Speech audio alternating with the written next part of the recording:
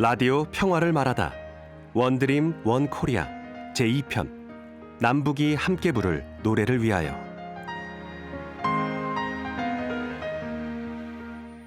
안녕하세요. 최원정입니다. 안녕하세요. 다니엘 네. 린드만입니다. 자, KBS 한민족 방송이 기획한 라디오 평화를 말하다 원 드림 원 코리아. 지난 5월 12일이었죠. 제1편 남북 철도 한반도 평화와 번영의 플랫폼이란 제목으로 이 남북 철도에 관한 이야기 나눴습니다. 네. 자, 오늘은 그 두 번째 시간으로 남북이 함께 부를 노래를 위하여 남북 문화 교류에 대한 얘기인데요. 우리가 남북이 굉장히 오랜 시간 이렇게 분단돼 있었어도 네. 노래를 부를 때는 진짜 막 한마음 한뜻으로 좀 감동적으로 부르잖아요. 그렇죠. 근데 그 독일 사람들도 이렇게 노래 부르고 이런 거에 대한 어떤 재미랄까 이런 걸 좀 느끼시나요? 저희는 사실 네. 우리 할머니, 할아버지 세대 네. 또한 우리 부모님 세대까지만 해도 정말 노래 부르는 문화가 굉장히 전파되어 있었는데 네. 우리 세대는 절대 그렇진 않아요. 그래서 민요들 잘 모르고 전부 다 음치예요. 특히 남자들은. 그러니까 우리 노래방도 없고 하니까. 개인 얘기 아니에요? 모든 독일 국민들이 다 그래요? 저는 그냥 일반화 시키겠습니다. 모든 독일 사람들은 다 음치입니다. 네. 의외네요. 이게 가곡의 네. 나라 사실 독일인데. 그렇죠. 아무래도 그런데, 그러니까 물론 이제 우리 분단 상황 관련해서 네네. 좀 영향 끼쳤던 노래들이 있었어요. 예를 들면 스코피언스의 Wind of Change라는 노래가 그 노래 알아요. 근데 네. 그 독일 노래는 아니잖아요. 독일 노래죠. 독일 노래요? 네, 독일어로 돼 있는 노래 아니지만 스코피언스가 독일 밴드. 그렇군요. 네네. 네. 그러니까 이제 뭐 동서도 이렇게 나눠져 있으면서 그런 식으로 이제 뭔가 그 시대를 반영한 노래들이 있었다는 얘기죠. 네, 맞습니다. 네. 자, 우리도 오늘 좀 그런 관련해서 얘기들을 많이 나눠볼까 하는데 남북의 문화 교류 뭐 이렇게 딱 제목 자체는 굉장히 무겁고 딱딱하잖아요. 네네네. 그래서 저희가 좀 재밌는 자료를 준비해봤는데 일단 보고 가볼까요? 네. 하얀 쪽배에 예수나무 한 나무 토끼 한 마리 돛대도 아니 달고 사대도 없이 자기도 잘도 간다 소쪽 나라로. 저거를 북한에서도 저렇게 하는구나. 오. 저희 어렸을 때 이거 했거든요. 약간 요 이제 손목 쓰는 이 스냅이 좀 다르긴 하지만 네네네. 정말 추억의 쎄쎄쎄인데. 원정 씨도 이 노래 아시는구나. 당연하죠. 네네네. 모르시죠? 이 쎄쎄쎄. 예, 잘 몰라요. 저희도 네. 약간 비슷한 거 있긴 한데 네, 예. 막 엄청 빨리도 해야 되는 그런 거 있는데 네네. 가사는 몰라요. 그러니까 이게 사실 놀거리가 없던 시절에는 네네. 그냥 우리 모이면 무조건 이거 했거든요. 다양한 그렇군요. 노래로. 근데 이게 지금 북한 아이들도 같은 노래를 부르면서 쎄쎄쎄를 한다는 사실이 굉장히 흥미로운 네네. 장면으로 다가왔습니다. 라디오 평화를 말하다 원 드림 원 코리아. 제2편 남북이 함께 부를 노래를 위하여 오늘 함께 얘기 나눌 두 분 소개해드리겠습니다. 북한 음악 전문가이신 한예종 음악원 민경찬 교수님 그리고 작곡가 김영석 씨 두 분 모셨습니다. 반갑습니다. 안녕하세요. 네. 반갑습니다. 네, 반갑습니다. 네. 반갑습니다. 교수님 강연도 잘 들었습니다. 네, 감사합니다. 그 교수님께서는 2001년에 네네. 그 이제 남북 문화 교류와 관련된 다큐멘터리 이제 KBS에서 제작했는데 그 함께 동행하셨다면서요? 네, 그렇습니다. 2001년 5월 네. 남북이 함께 부르는 노래라는 제목의 다큐멘터리를 만들기 위해 가지고 KBS와 함께 네. 2주간 북한을 방문한 적이 있습니다. 네. 그 다큐멘터리가 굉장히 반응이 뜨거웠었어요. 아, 그래요? 네네네. 어떤 면이 제일 뜨거웠어요? 이제 종종 저희가 지금 방송하면서 보여드릴게요. 네. 그래요? 오늘 함께 만날 수 있는 기회가 있습니다. 방송을 보겠습니다. 궁금하시죠? 네. 네네.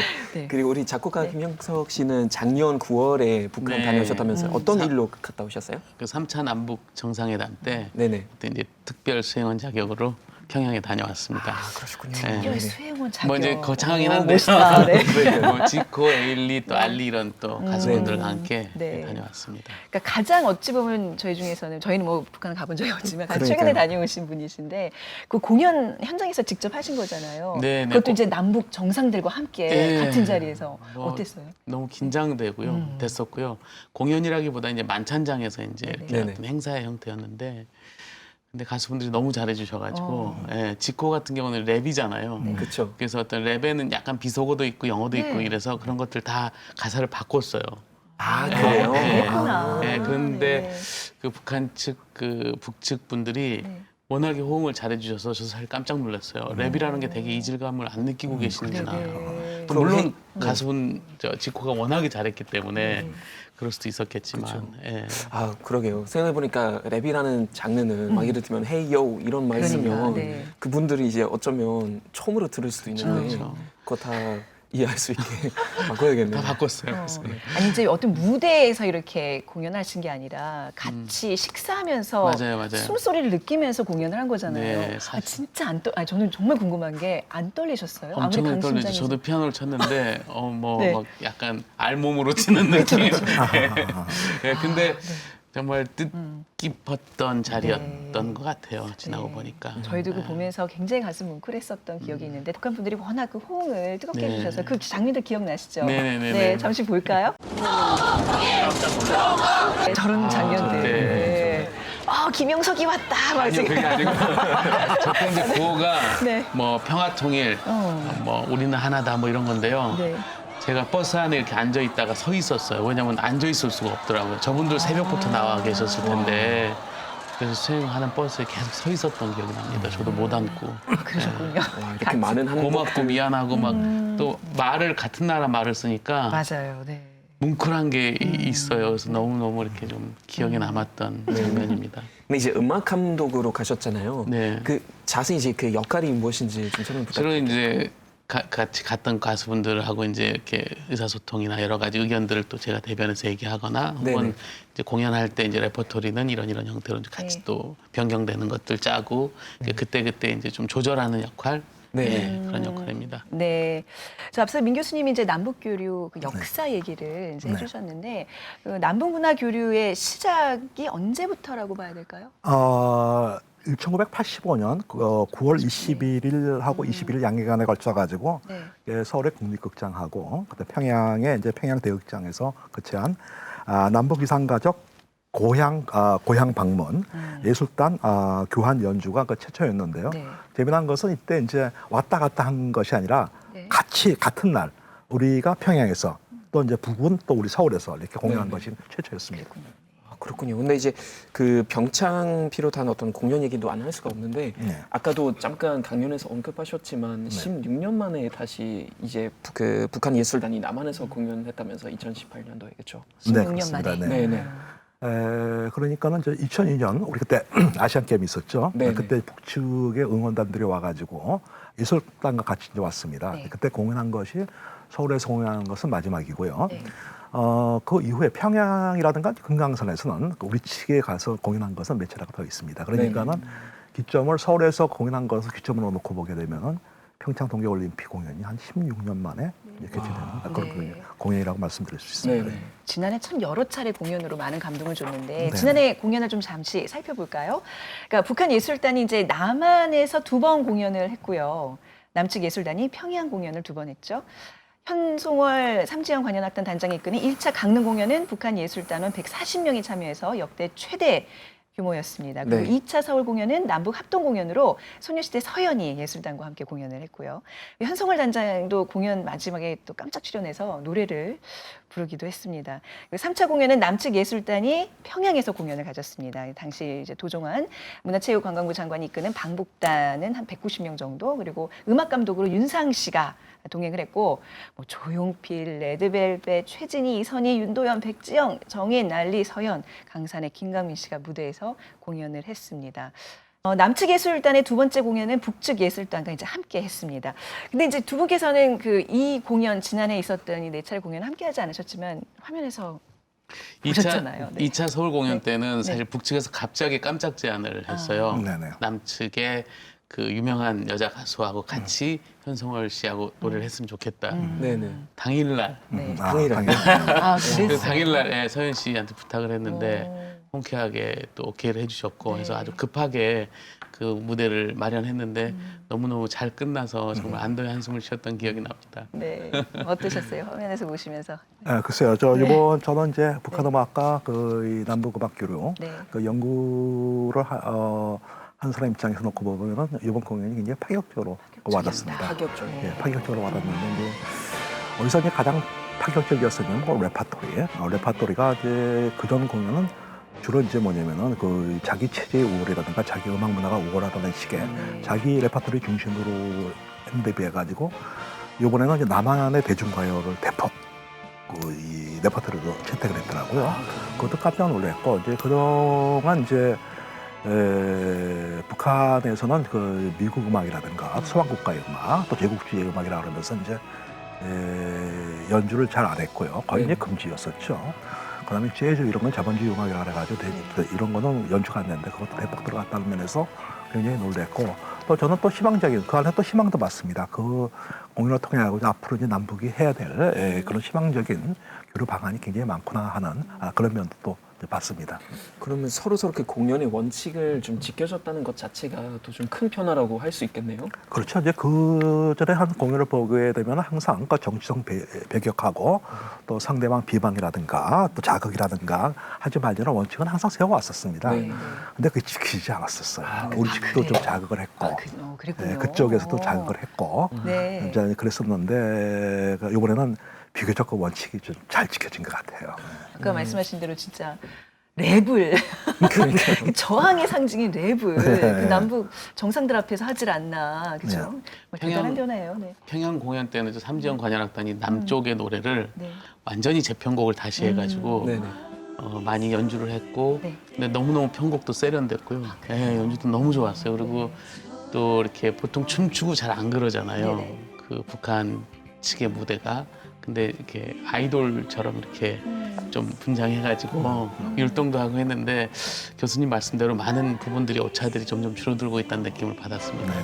그러니까 예전 공연들 보면 뭔가 이렇게 그 아까 말씀하신 그 세련미가 좀 북측은 떨어진다는 느낌 들었는데 전문가 입장에서 보시기에도 편곡이나 이런 게 세련되졌다는 게 일단 음악 다른가요? 테크닉의 부분에 있어서는 사실은 흠잡을 데가 없었습니다. 진짜로요. 물론 무대 연출이라든가 여러 가지 그런 부분, 조명이라든가 네. 하드웨어 부분들 이런 것들은 조금 아쉬운 부분이 있었지만 그 테크닉, 무대, 노래라든가 혹은 연주라든가 이런 부분은 거의 완벽했다고 해도 과언이 아닌 것 그러니까 같습니다. 우리 민족의 어떤 그런 음악적인 우수함 그 유전자가 있는 것 같기는 해요. 지금 말씀하시는 거 보니까 미안해요 독일군. 네. 아니 저는 잠시만요. 그러니까 우수함은 잘 모르겠지만 네. 뛰어나는 건 확실해요. 네. 뛰어나는 건 확실한데요. 그러니까 제가 볼 때도 저도 이제 영상들 봤는데 북한 사람들도 노래들 전부 다 너무 잘해요. 정말. 근데 이제 랩도 나왔는데 지코 저도 네. 개인적으로 한번 만난 적이 있었는데 너무 잘하는데 솔직히 랩이라는 장르가 북한 분들에게 조금 그렇죠. 굉장히 낯설 것 같은데 낯설죠. 네, 반응이 어땠어요? 근데 그 지코가 갖고 있는 어떤 그 실력, 네네. 무대를 장악하는 능력 이런 것들이 사실 대단하잖아요. 그러면 그렇기 때문에 그 장르가 낯설더라도 그 마음의 울림 혹은 그것에 대한 호응 이런 것들은 아주 좋았던 것 같아요. 그래서 결국 역시 아티스트가 중요하구나 장르보다는 이런 생각을 했습니다. 지난해 그 공연 중에 가장 화제가 됐던 거는 아마 레드벨벳이 아니었나 싶어요. 아, 그렇죠. 이 이름도 레드벨벳이에요. 레드죠. 레드. 그리고 이제 아무튼 그 케이팝을 북한 사람들이 좀 아는구나. 뭐 약간 그런 느낌을 받았는데 케이팝 반응이 어때요? 제 솔직한 느낌은 다 네. 알고 있는 것 같아요. 다 알아요. 그 적어도 거기 참석하셨던 네. 분들은 네네. 어느 정도 그것에 대한 인식을 다 하고 계시는 분들이었던 것 같고 또 그렇게 이질감이 점점 없어지는 것 같아요. 네. 처음에 그 남북한 공연 때보다 이렇게 세월이 지나면서 그리고 말씀하신 대로 또 레퍼토리나 이런 것들이 그 어떤 체제나 혹은 정치 성향보다는 좀 더 감성적이고 서정적인 걸로 바뀌니까 네. 다들 이제 호응들이 좋았던 것 같아요. 근데 이제 걸그룹이잖아요. 그러니까 네. 물론 뭐 이제 남자들이 나와서 뭐 춤 열심히 추면 그런 것도 그렇지만 걸그룹도 약간 좀 자기만의 특징도 있고 하는데 약간 뭐 예를 들면 좀 섹시하게 댄스를 할 수도 있고 그거에 대한 반응이 어땠어요? 좀 놀라지 않았어요? 그래도 북한 분들. 망측한 것들을 말씀하시네요. 글쎄요. 그 삼지연 관현악단에서 이제 그 여성분들의 한 4, 5중창 이렇게 해서 율동할 때도 뭐 이렇게 크게 이렇게 이질감을 안 느꼈던 것 같아요. 물론 이제 거기가 아무래도 이제 그 김정은 위원장이나 혹은 우리 대통령 계셔서 그런 부분에 있어서 표정 관리가 잘 해야 돼서 그런지 모르겠지만 그래도 다들 이렇게 좋아하게 호응해 주시고 했었던 것 같습니다. 사실 그 이제 걸그룹 공연이 이번이 처음이 아니었어요. 이제 화면 지금 보여드릴 텐데요. 2000년에 핑클이 또 2003년에는 베이비복스가 공연을 했습니다. 당시만 해도 이제 북한에서 상당히 파격적이었다고 하는데 그 인터뷰 좀 들어볼까요? 1999년 12월 국내 아이돌 그룹 최초로 평양을 찾은 핑클은 긴 검정 치마를 입고 발라드 곡을 불렀습니다. 과한 율동이나 노출을 자제해달라는 북측의 주문 때문이었습니다. 멤버였던 성유리 씨는 당시 객석 분위기를 생생히 기억했습니다. 발라드 곡을 불렀었는데요. 그런 모습도 북한 분들한테는 되게 낯설게 느껴지셨나 봐요. 그래서 무대에서 본 관객석의 반응은 거의 없었다고 해도 과언이 아닐 정도로 정말 썰렁했던 기억이 납니다. 4년 뒤 파격적인 안무를 선보인 베이비복스의 공연은 더 낯설고 어색했습니다. 공식적인 교류가 끊긴 사이 세계적으로 번진 K-팝 열풍은 북에도 스며들었습니다. 당국이 이른바 날라리풍 확산을 단속했지만 주민들 사이에선 K-팝을 비롯한 한류 문화가 이미 익숙해졌습니다. 우리 예술단은 평양에서 다양한 장르를 넘나들면서 남북 화합의 무대를 선보였습니다. 특히 레드벨벳의 노래 빨간 맛은 독특한 노랫말로 화제를 일으켰는데 북한 주민들의 반응은 어땠을까요? 가장 큰 관심이 집중됐던 걸그룹 레드벨벳의 무대. 이른바 자본주의 날라리풍 노래가 낯설어서인지 처음엔 미동이 없던 북한 관객들이지만 노래가 끝난 후엔 애정어린 박수로 화답합니다. 빨간맛과 배드보이란 제목이 오해를 부를 수 있다는 우려는 기우로 그쳤습니다. 김 위원장은 내가 레드벨벳을 보러 올지 관심들이 많았는데 일정을 조정해서 오늘 왔다고 말한 것으로도 알려졌습니다. KBS 뉴스 최영인입니다. 와, 그러니까 김정은 위원장이 자기 스케줄을 조절해서 보러 올 정도면은 진짜 많은 변화가 있었네요. 진짜 지금. 보고 싶으셨나 봐요. 네. 레드벨벳 직접 한번 보겠다라는 의지로. 그러니까요. 네, 네. 진짜 그 정도로 화제가 됐던 거잖아요. 그렇죠. 네. 이제 북쪽에서 남북 그동안 교류를 살펴보게 되면은 그 최고 지도자가 참석한 예는 그렇게 많지가 않았습니다. 네.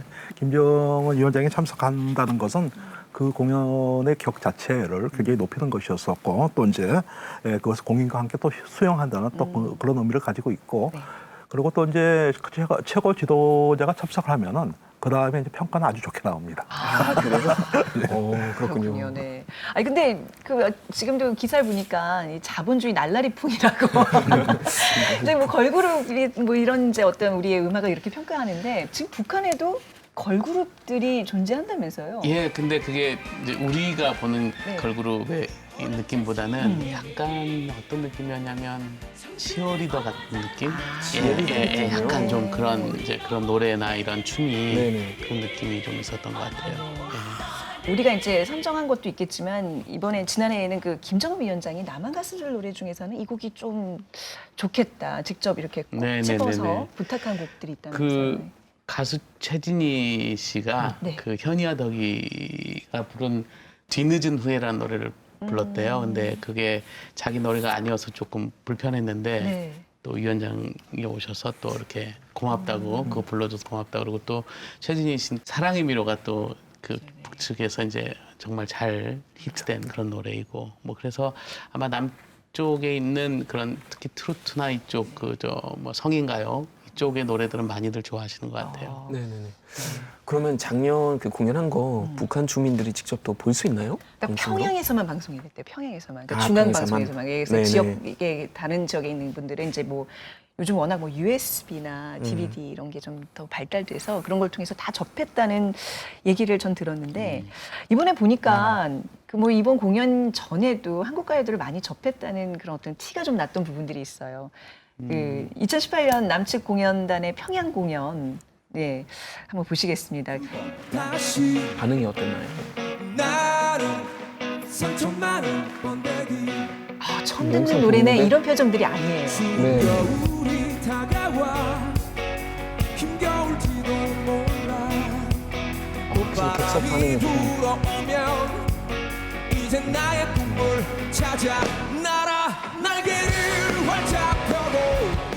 지금 윤도현 씨가 지금 밴드랑 같이 이제 공연하는데 앞에 앉아있는 아가씨들 눈빛이 박수 치면서 듣잖아요. 좀 남다르네요. 좀 약간 그러니까 오빠라고 오빠가 예, 나올 것 그런 같은 그런 표정이에요. 눈빛이네요. 네.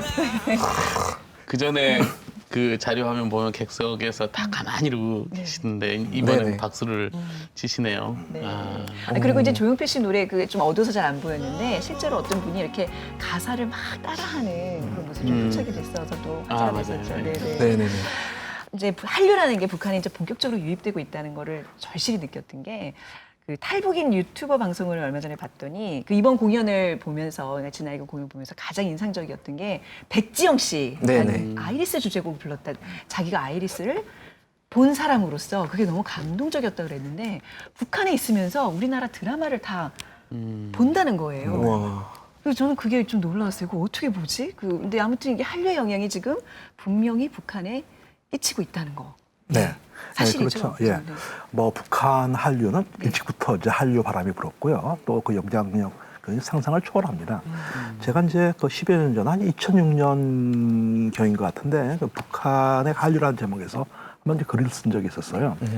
그때 이제 그 북한의 남한의 음악의 루트를 보니까는 그 세 가지 루트가 있더라고요. 네네. 하나는 이제 연변을 통해 가지고 연변가요 또는 이제 외국가요라는 이름으로 들어가는 루트가 하나가 있고, 그다음에 이제 북에서 이제 민족과 운명이라는 영화가 있어요. 이제 그 근현대를 다루는 영화인데 거기에 이제 주제가라든가 배경음악으로 삽입된 노래들이 남한의 노래들이 이제 이렇게 알려지는 경우가 있고요. 그다음에 이제 교류를 통해 가지고 들어가는 케이스가 있고 이제 그렇습니다. 연명가요로 이제 알려진 가장 이 파격적으로 그때 유행했던 곡이 사랑의 미로. 그때는 한국 노래인지 몰랐어요. 지금은 알고 있지만.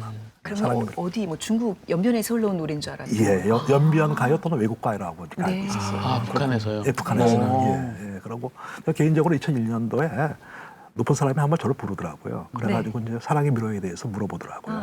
이게 남한 노래냐고. 그래서 이제 남쪽 노래라고 그때 갈등을 했었어요. 뭐라고 대답을 할까? 갈등을 하다가 남한 노래라고 이제 대답을 하고, 그다음에 북한에서 이게 금지곡이 되겠다라고 생각을 했는데 오히려 거꾸로 나중에 최진희 씨를 초청했더라고요. 그래서 지금은 이제 남한의 노래라는 거 다 알고 있습니다. 그게 김정일 위원장이 전 위원장이 18번이었었어요. 그 제일 좋아하는 노래라고 예, 제일 들었어요. 좋아했었고, 예, 그다음에 그게 대학교 입시곡으로도 나오고 그랬었어요. 진짜로요? 그리고 이제 아주 고무적인 것 중에서 하나는 뭐 이를 통해 가지고 여러 가지 노래가 유행을 했는데요. 그때 이제 필승 코리아, 유도현 밴드가 가지고 필승 코리아를 유행시켜 가지고 그 필승 코리아는 남북 공식 응원가로서 남북이 이제 이 스포츠 뭐 이런 게임 할 때 공동 응원가로서 부르고 있습니다. 아마 이거가 이제 남북한이 단일팀을 만들게 되면은 공동 응원가로 자주 듣게 될 겁니다. 필승 코리아는 2002년 월드컵 때 독일에서도 화제됐었어요. 그러니까 너무 약간 이제 붉은 악마들의 어떤 흥이 너무 느껴져서 독일 뉴스에서도 엄청 많이 언급되고 깨끗 프로그램에서도 엄청 많이 이제 언급되고 막 그랬었어요. 사실 그때부터 이제 뭐 한류가 이렇게 시작이 된 것 같아요, 그렇죠? 시작은 됐어요. 시작은 됐는데 이제 지금 생각해 보면요, 그때 한류는 구석기 시대 한류 같아요. 지금은 USB를 통해 가지고 영향력이라는 것이 뭐 대단한데요.